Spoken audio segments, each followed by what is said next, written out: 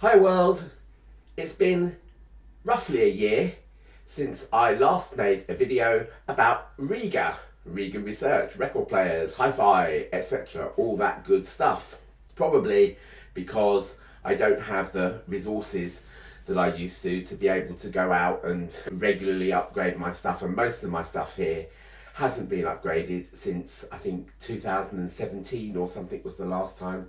Yes, I am kind of stuck in a bit of a rut there. However, I still do have an interest in hi-fi. As you know, I still have an interest in collecting vinyl, and I still keep abreast with what's going on, at least in my weeny corner, which usually consists of Rega because they're my favourite brand. I like them. So last year I made a video about something being afoot in Rega's 50th year with their cartridges. You can go and watch the video. I'll put a link to it or something so that you can get to it. But essentially, what I noticed was that Audio-Technica, who manufacture Rega's carbon cartridge, were discontinuing the model upon which it was based. Now, Audio-Technica's model range and sort of naming their models is second only to Project's in how confusing it is, and where do we start, what's the basic and what's the the not so basic and whatever, particularly in regard to their cartridges. But I'm pretty sure that the information that I gave you in that video was to all intents and purposes correct. It is a very basic AT95 with a few letters on the end cartridge that the carbon is based on. At the time, you couldn't buy that AT95 with a few letters on the end cartridge for love nor money, certainly as its own brand Audio-Technica product. They were similar on Audio-Technica's website, but not that exact model, which led me to believe that at some point Rega would be doing something about replacing the carbon. At the same time as that, the Rega Bias, which was Rega's own sort of in-house cartridge, basic cartridge, the first one in their lineup that consists of an elliptical stylus, has disappeared, or had disappeared. And my predictions were sort of half right. The carbon is still there, but Rega have introduced a new moving magnet cartridge to fill the gap that was once in the place of the Bias. We're just going to have a little squiddle on the website just to see this cartridge. I haven't really explored it yet. As you know, I don't understand a load of scientific jargon. You might better than I do. All right, but we can see where any improvements would be made compared to the old outgoing Bias. So come with me through the round window. So this is the Rega website, www.rega.co.uk. Let's have a look at some products. Lots of news. The Naya record player is still being deemed as new. It's over a year old now. I really want to hear one of those. If you're an Audio T dealer or someone like that and you just want to reach out and say, Mark, bring some records along and we'll play you a Naya, I'd love to hear it. These two phonos stages are still being labelled as new. The Saturn Mark III is still being labelled as new, as is the Aya, which I've still got to make a video about. Interesting, isn't it, really? The Saturn Mark III came out at the same time as the, I'm getting off the subject here, but as the Alex Mark IV and the Illicit Mark V, and yet those are not marked as new. The Mark III is labelled as new. That Apollo CD player really needs a replacement. This is the outgoing Apollo. It's a bit sad, really, that you've got to spend nearly £2,000 just to get into a CD player from Rega. So this is what we're interested in here. This is the nd3 Cartridge. And I think the first thing that strikes me about it is that it's had a whole new body design compared to the outgoing bias, compared to the upgraded versions of the bias, which made the Elise 2 cartridge and the Exact cartridge, that were all based on the same body and shell type. All right, so this reminds me more of my Anya, which is the basic moving coil cartridge in Rega's range. Particularly this material here, that this sort of plasticky style material that its body is made out of. The actual gubbins says it was developed over 10 years, next level performance. Well, that doesn't mean anything really. The ND range, patent pending, we believe is a world first to use ultra high powered neodymium magnets, which allow us to create this totally unique design. So I think this neodymium magnet, I could be wrong, don't quote me on this, but I do think that perhaps it's something that is more usually seen in higher end designs, such as the Anya. Right, key features: elliptical profile stylus. This little tip here on the end of what is called the cantilever. See this red pad here? You then have this cantilever, which they're saying is made of aluminium, and a little tip on the end. Right, now that is not just a blob that's plopped onto the end. In order to trace the grooves accurately, that point on the end needs to be shaped to match as much as possible the shape of the grooves that are in the record. All right. Now the carbon cartridge has a conical, or sometimes called a spherical shaped stylus. Think of the shape of an ice cream cone, but much smaller. It's the minimum standard that will play an LP or single record. The carbon is a well-made implementation of it. However, it's not going to give you the absolute sort of nth degree of detail. Similarly, the elliptical stylus, which the nd3 has, it's not going to be the best, but it's a much better upgrade from the carbon. And in fact, if you were going to say, why should I spend more Spondulix on a nd3 cartridge, it would really be, you'd be thinking of this tip on the end of the stylus. And you really will notice the difference as well, coming up from that conical point to the elliptical point. The neodymium magnet, which I've just sort of spoken about, I don't know what a unique generator is, that doesn't mean anything.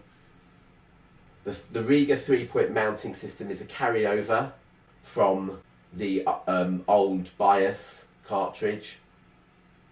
It just simply means that if you mount it in a Rega tone arm, then you've got a third screw there, which will then mean that you don't have to engage in the sort of very fiddly process of aligning the cartridge with a protractor, which can be very, very daunting.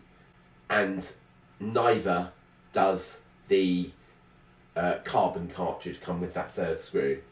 So if you're going to fit that yourself, which you should never do, Rega always say a dealer should be the person fitting the cartridge. I think you invalidate certain bits of warranty if you try and do it yourself. Other manufacturers, other hi-fi enthusiasts will differ. It's not a Herculean task to put a cartridge on. It's not something I would trust myself to do with my level of cack-handedness, put it that way. So anyway, highly rigid, lightweight PPS body. I think, again, as I've said, that is the key difference between the old and the new. Lifetime warranty, 100% recyclable packaging. You can read this bit as and well you wish, all right? if we were to look at the record players that perhaps this cartridge is suitable for, right, let's have a look at the Planner 1. The Planner 1 Plus, by the way, is exactly the same, except it's got a phono stage built in, and I wouldn't advise buying it anyway. Oh, we're playing Abbey Road. Yeah, see the carbon cartridge here, as you can see, does not have that third screw, so you've got to mount the thing separately, but possibly you could get away with fitting an nd3 to this. I wouldn't necessarily recommend it. It's nearly, as we'll see, it's nearly the same price as the turntable itself.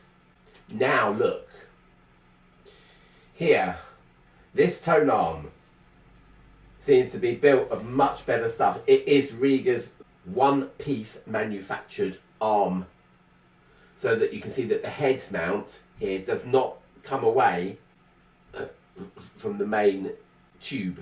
And as we can see, it just seems to be a much more rigid design and would be an ideal candidate for an nd3. The waters get muddied here when we come to the Planner 3. All right, and I'm going to stop when we get to the Planner 3, by the way. As you can see, what they've got on here is a Rega Exact cartridge. Nice and yellow. And you can actually see here the difference in shape between, and you know, the completely different style body to the new nd3. All right, there's that third screw mounted so that the cartridge is correctly aligned in the head shell. I have not heard an nd3 from Adam. I haven't even heard a p3 with an Exact on it. I've heard a p3 with an Elise 2 on it, which is the step down from the Exact. I wouldn't really go as far as putting an Exact on a p3. Possibly if you souped up the p3, yes, you can still buy what they're calling is now called the Neo PSU, but back in the day it used to be called the TT PSU. It's a separate power supply which came as standard on all models of Rega turntable above the P3, but came as an optional extra if you wanted to have it for a P3. All right. As it's sold, it still lift the platter up, change the speed by flicking the belt to a different pulley, plopping the platter back down again. It's not a difficult task. It can be rather fiddly. Don't do it if you've just had 4 glasses of wine, but you know, it's again, it's not undoable. And for most people who play 33 1/3 RPM records, the odd LP that is 45 RPM and maybe even the occasional single, changing that speed isn't difficult, all right? And I would say that an Exact cartridge, this is all going to go completely skyward in a second, but I would say that, you know, an Exact with that motor supply would make one heck of a difference to that turntable. I know I had the old P5, which was a bit like the P3 in that it had a, you know, the same kind of belt system for changing the speed, but you could add a TT PSU. The extra power supply will make a huge difference, and then you add the whammy of going from an Elise 2 to an Exact, and that would really make that sound fantastic. We are sort of getting away from this nd3 cartridge slightly. So what I'm going to do here is just quickly nip to the price lists. So look, it's still showing the Eco deck that was around last year that they introduced. You can see that this RB110 tone arm comes with all of the Planner 1 designs, okay? The Planner 2 at the moment is coming with the Rega Carbon and the RB220. So the lowest that Rega would recommend you plopping an nd3 moving magnet coming soon cartridge on appears to be the Planner 2. And that's showing at £599, which isn't a bad price. It's an extra £100 over the Rega Carbon. You can see that they are now doing an option for the nd3 moving magnet, with the Planner 3 as well, which is $799. And look at this. This is why I said it's all going to go rocketing skyward. Because the Elise 2, although it's still showing as a current product as of May the whatever, is it the 21st today or the 22nd? Siri, what's the date? As of the 20th of May 2024, the Rega website is still showing the Elise 2 and the Exact. But you can also see here that they're offering deals with this yet to be announced nd3 or with an nd3. And look, that is sending this Planner 6 to nearly as much as my old RP8 cost nearly 10 years ago now, while I was working, folks. And it looks like, yeah, it's still going to be a moving magnet cartridge. But look, the Planner 8 coming soon with this nd3. They don't appear to be offering a deal with the old Anya. In fact, it leads me to believe that old Anya is going to, or that old Anya, it leads me to believe that the Anya is going to be phased out. Because at no point here are they offering the plain Anya with any turntable. And then we're just going up into the Hifi 3s and the Feeling 2s, which are stratospheric. Alright, so let's just have a little look at these cartridges. So the carbon, right, is still £33. Okay, I've seen certain American very famous websites that have got that say that is priced at like $60 or something, and if I get the AT version it's only $11 or something. I think, as I say, there's a certain amount of confusion in how Audio Technica label their products, and also which cartridge the carbon is based on. And also, I think there is a Rega tax in America. So these prices might look much, much higher, right? But look, this nd3 moving magnet is $175. Now, the Elise 2, when I bought one, and I have to say it was a very long time ago, it must have been about 2006, maybe 2007. But the Elise 2, which was the middle range moving magnet cartridge back in the day, shows how old it is, because that's even based on an even earlier model, right? The outgoing cartridges have been with Rega for at least 25, 30 years. So it is a good thing that they're being replaced. But as I say, the middle range that would be corresponding to the nd3, back in the day, I think mine was about £125, something like that. The nd3, which would be corresponding to the Elise 2, is $295, which is about the same price as the old Exact. And this nd3 is $450, which is the same price as the Anya. Or, I mean, I'm looking down there, but when I bought my Anya, which you're looking at 2017, somewhere like that, it was £450, or $449, as Rega liked to put it, so that it felt like you weren't quite spending £450. So this looks like it's slotting in where the Anya once was. Look at that RB78 for use with 78 RPM turntables, only £80. Golly gosh. They haven't moved on that. They've still kept it in the lineup. It's still there, still shows up on the website as well. So the Anya is coming in now at $550, but I think I really think that the Anya is going to be on its way out soon. I think that Anya Pro will start getting introduced. There'll be even further reductions on that, and the Afita 3 and the Felian 2, I'm just too scared of. Okay, all right. Hopefully, that's been an interesting video. I think it is. I think, you know, as I say, replacing these cartridges is a long overdue thing. So thank you, Rega, for doing it. And I congratulate myself with a pat on the back for seeing it coming last year.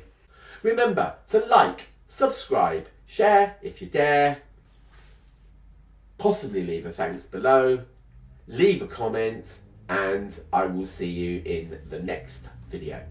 Ta-ra!